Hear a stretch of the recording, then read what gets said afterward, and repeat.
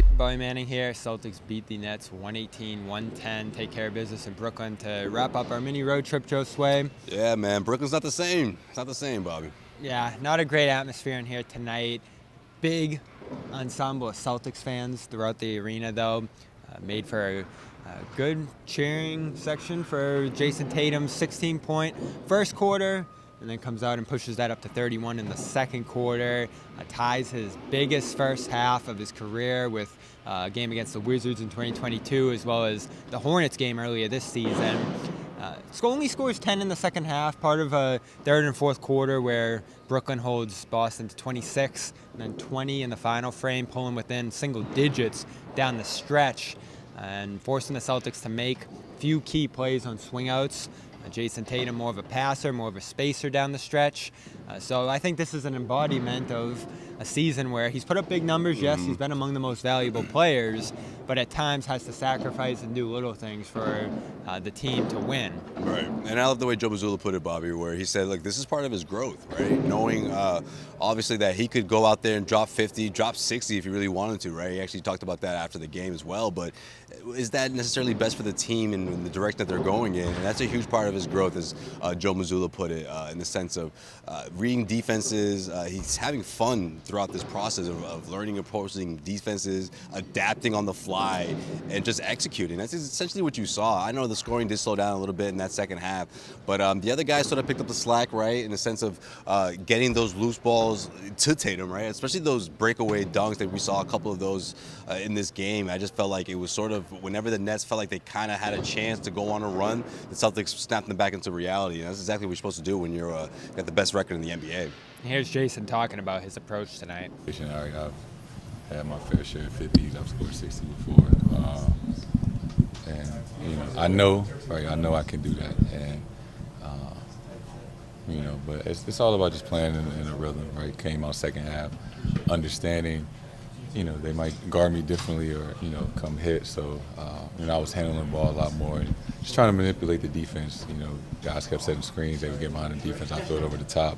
Whether they scored or not, or kicked it out for a hockey assist, I was just trying to find ways to impact the game other than, scoring. New customers join today and you get $200 in bonus bets if your first bet of $5 or more wins. Just visit FanDuel.com/Boston to sign up. That's FanDuel.com/Boston. Make every moment more with FanDuel, an official sportsbook partner of the NFL.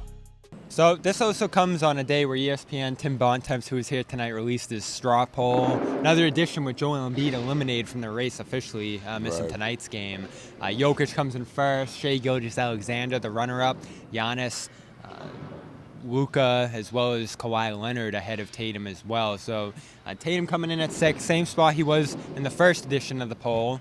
And it's basically the story of his season, right? Yeah. He's behind that class of elite players, but the biggest reason for that is the team approach he's taking, the talent that's around him, everything that's going to allow the Celtics to be in a position to win the championship. And certainly Kawhi will be, Giannis could be as well this year. Right. Jokic is that defending champion. So there is a level Tatum can get to above what he's doing right now. But in terms of being behind Luka, in terms of being behind a couple of those guys, much of it's the volume he's working with, and he has to share the wealth with Jalen. He has to get the ball around to the perimeter, to Kristaps. Even Al Horford in this one got some mismatches that they had to involve him on, and that pulled Tatum out of the action in the second half. I don't think this was a case of Tatum getting shut out or not being aggressive enough or the Nets figuring him out. I think this matchup, whether it was Cam Thomas or other guys that they were trying to target here, led to him having to get the ball and spacing and letting other guys handle that mismatch. Right, and you don't want to force feed it, right? I just think the Celtics are they've evolved from those days where you have other guys that can create, you have other guys that you can rely on to sort of pick up the slack. So when teams do double down on Tatum, he knows exactly what to do, especially on the fly, especially when he's not anticipating certain type of coverages. So I think, again, like I said, it has a lot to do with part of Tatum's growth. I think when you have guys like Drew Holiday in the mix and Al Horford getting a start in this one, he was doing a little bit of everything, if you ask me.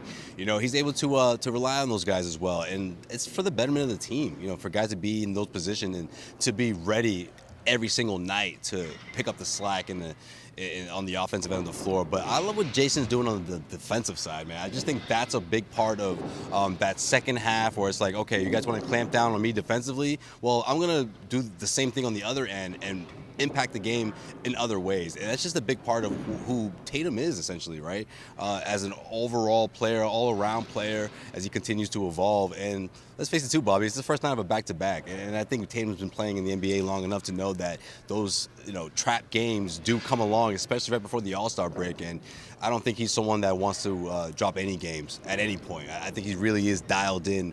And again, he's been in the NBA long enough where he knows that those games, those opportunities for other teams to steal a win are always there, especially when you're the one that you're the team that every team is going to put forth their best effort. So I just think, again, you look at the way Tatum's evolved, the way this team has evolved, it makes sense for someone like Tatum to say, hey, if the defense is really clamping down on me, let's get other guys going. Let's make sure we win this game instead of trying to say, hey, Tatum, go for 50 and get us a win. No, we're a team-oriented approach, and that's exactly what we're going to stick with no matter what. Yeah, and you look at the guys who got big baskets down the stretch, Horford inside, Derek White, and Drew Holiday involved throughout this one as well. Right. I love the way they used him as a cutter and in some other positions in this game. So this was a well-rounded win. I love that.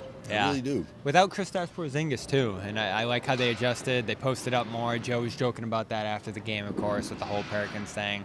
Joe intentionally fouling Simmons and Claxton in this one, so he had some fun with this one, too. And, we talked a little bit about it on the post-game show. You're going to have to find ways to keep things fresh down the stretch of the season here. Celtics lead in the standings rose to 6 here. You're going to be involving plenty of rest down the stretch. There'll probably be no Horford tomorrow on the back-to-back. And Porzingis, does he rest through the break? Certainly resting Tillman through the break, so there's still going to be opportunities to involve those guys down the stretch of the season. So John had that concern. I'm not as worried about that. I think Tatum, I think Brown, I think involving other guys off the bench here, and you saw Brissett again in this one. You saw Pritchard get plenty of opportunities, Hauser. Those are the things I think that are going to keep the Celtics involved and focused down the stretch of the season and winning these types of games, because as much gripes as we've had about their lackluster efforts and some slip-ups late in these second halves and games, which happened again tonight at points, the offense did get sloppy turnovers, bad possessions. They didn't get right into their offense the way they're doing in the first half. Yeah, so you did see it in this game, but you never felt like they were going to let their foot off the gas. And right when the Nets pulled within 10, Celtics ripped off scoring plays on 4 straight possessions there. So you have some gripes with this one. I would have liked to have seen them foul out Thomas, who had 5 for much of that fourth quarter. Would have liked to have seen them separate and get some rest for the starters here. So still going to hold them to that high standard, but they've certainly played worse in recent weeks than they did here tonight. Yeah, I mean, finding ways to win. I mean, that's really what it boils down to. And it's not going to look the same every single night. Man, I'm sounding like Joe Mazzulla right now, but it's true. I mean, this is what happens in the sense of you're going to face adversity from time to time, but being able to adapt on the fly and still deliver that W at the end, or deliver the L, so to speak, that's what it's all about. So I just think the Celtics finding ways to win, and Tatum being effective in other ways outside of scoring, it's just nothing but good things are going to come from that. Especially when it's not one of those games where it's like, oh, well, of course Tatum had, that many points. He scored 9 3-pointers or whatever. Sure, the first half, that was a big part of his game, but getting to the free throw line, that's the part that I love to see from Tatum.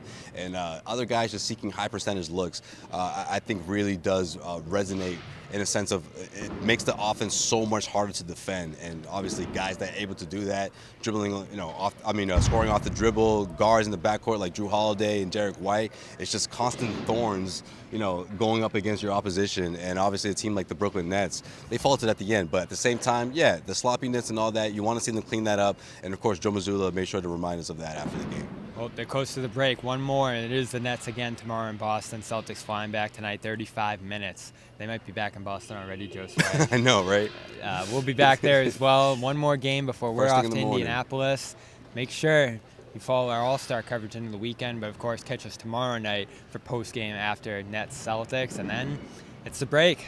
Celtics going to head elsewhere. Brown Tatum going to head to Indy as well, and we'll have it all covered through the weekend and then take a couple of days off ourselves. Josue Pavon, Bobby Manning. Literally, Celtics 2 days.